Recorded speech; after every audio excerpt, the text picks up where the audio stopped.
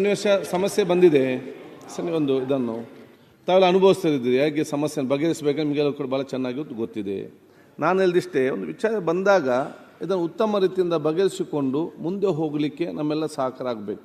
ನಾವು ಸಮಸ್ಯೆಯನ್ನು ಬಗೆಹರಿಸುವಾಗ ಆಗಬೇಕು ಹೊರತು ಈ ಸಮಸ್ಯೆಯನ್ನು ಹುಡುಕಿಕೊಂಡು ಸಮಸ್ಯೆ ಸೃಷ್ಟಿಸುವಂತ ಆಗೋದು ಬೇಡ.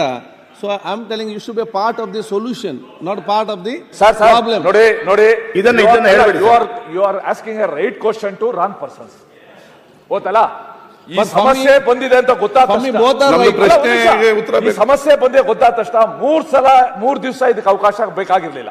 ಮಾರನೇ ಬಂದು ಏನು ಸ್ಪಷ್ಟೀಕರಣ ಕೊಟ್ಟು ತಪ್ಪಾಗಿದ್ರೆ ಕ್ಷಮ ಪಡಕ್ಕೆ ಹೇಳಿದ್ರೆ ಮುಗಿದೋಗ್ತಾ ಇತ್ತು. ಅದನ್ನ ಹೇಳ್ತಾರಲ್ಲ. ಸೊ ನೀವು ನಿಮ್ಮ ಕ್ವಶನ್, ನಿಮ್ಮ ಆದೇಶ ರೈಟ್ ಪರ್ಸನ್ ಕೇಳಿ, wrong persons both are right. ನಾವು ಸಮಸ್ಯೆ ಬಂದಿರೋದು ಯಾರಿಂದ? ನಮ್ಮಿಂದ ಬಂತ?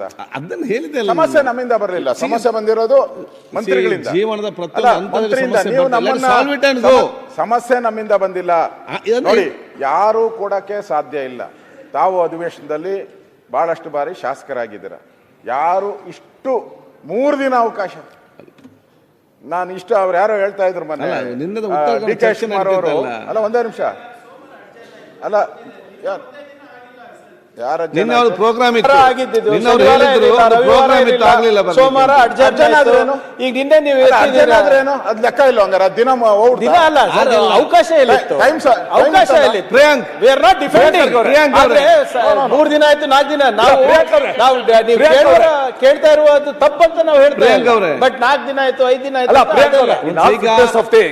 ಅಲ್ಲ, in the available first opportunity suo motu statement ಮಾಡ್ಬೋದಾಯ್ತು. ಆಯ್ತು, ಈಗ ಬಂದಿದ್ದಾರೆ ಮಂತ್ರಿ, ಬಂದಿದ್ದಾರೆ, ಉತ್ತರ ಕೊಡ್ತಾರೆ. ಮಂತ್ರಿ ಅವರೇ, ಸ್ಪೀಕರ್ ಇದ್ದಾರೆ, ನಮ್ಮ ಕಿವಿ ಕೇಳವು. ಇದು ಉದ್ದೇಶಪೂರ್ವಕ ಅಲ್ಲ ಅಧ್ಯಕ್ಷರು, ಇದು ಕೇಳಲಿಲ್ಲ ಅಂದ್ರೆ ಅಲ್ಲ ಗೃಹಲಕ್ಷ್ಮಿ ಆಯ್ತು, ಈ ಸ್ಥಳೀಯ ಸಂಸ್ಥೆಗಳ 15 ಕರೆಂಟ್ ಬಿಲ್ ಕೊಟ್ಟಿಲ್ಲ. ಮತ್ತೆ ಮಾತಾಡಿ, ನೀವು ಮಾತಾಡಿ, ಇದು ಮುಗಿಲಿ. ಮತ್ತೆ ಮಾತಾಡಿದಲ್ಲ ಆ ಮಾತನ್ನ ಅವರು ಹೇಳಿದ್ರು. ಅದಕ್ಕೆ ಈ ವಿಷಯ ಇಲ್ಲಿಗೆ ಮುಗಿಸಿ ಮುಂದಿನ ವಿಷಯ ತುಂಬಾ ದಪ್ಪ ಇದ್ದೀರಾ, ಅದರಲ್ಲೂ ಯಾವುದೇ ಸೈಡ್ ಎಫೆಕ್ಟ್ ಇಂದ ಸಣ್ಣ ಆಗ್ಬೇಕಾ? ಎಷ್ಟೋ ಜನ ಹೇಳ್ತಾ ಇದ್ರಿ, ಸರ್ ನಾನು ಜಿಮ್ಗೆ ಹೋಗ್ತಾ ಇದ್ದೀನಿ ಆದ್ರೂ ಸಣ್ಣ ಆಗ್ತಾ ಇಲ್ಲ ಸರ್, ವರ್ಕೌಟ್ ಮಾಡ್ತಾ ಇದ್ದೀನಿ ಆದ್ರೂ ಸಣ್ಣ ಆಗ್ತಾ ಇಲ್ಲ ಅಂತ ಹೇಳ್ತಾ ಇದ್ರಲ್ಲ. 100% ಯಾವ ಜಿಮ್ಗೂ ಹೋಗ್ದಂಗೆ ವರ್ಕೌಟು ಮಾಡ್ದಂಗೆ ನೀವು ಸಣ್ಣ ಆಗ್ಬೋದು.